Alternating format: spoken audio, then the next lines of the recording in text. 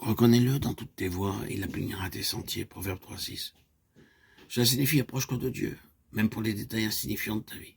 Non pas de temps en temps, mais en toutes choses. Dans toutes tes voies, reconnais-le. Il nous faut apprendre à dire, Seigneur, puis-je aller me promener, puis-je aller faire des courses, puis-je aller faire telle visite, puis-je écrire une lettre à ma mère, puis-je aller dans tel ou tel lieu. Faites de cela une pratique, demandant le conseil de Dieu pour tous les détails de votre vie. Dans toutes tes voies, reconnais-le. Et il dirigera tes sentiers.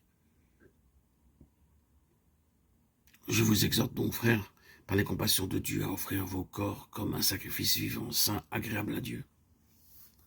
Ce qui sera de votre part un culte raisonnable. Romains 12:1. Ça veut dire, conservez vos corps purs, exempts de toute souillure. Présentez vos corps à Dieu comme des sacrifices vivants, saints et agréables à ses yeux. Nos corps peuvent être souillés en entendant ou en voyant des choses indignes, en entendant des récits ou en lisant des livres de ce monde. Nos pensées peuvent être souillées. En regardant des programmes impurs à la télévision, nos pensées et notre esprit peuvent être souillés.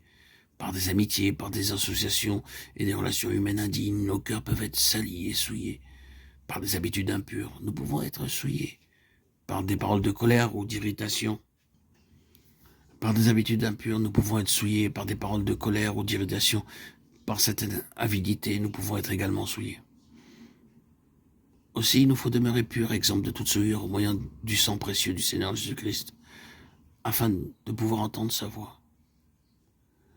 Ne vous conformez pas au siècle présent, mais soyez transformés par le renouvellement de l'intelligence, afin que vous discerniez quelle est la volonté de Dieu, ce qui est bon, agréable et parfait. Romains 12:2. N'imitez pas les gens de ce monde par un habillement mondain, par une conduite mondaine, par une façon de vivre mondaine, ou par des habitudes, des coutumes mondaines. Nous sommes un peuple céleste. Nous sommes dirigés par la parole de Dieu et non pas par la mode de ce siècle.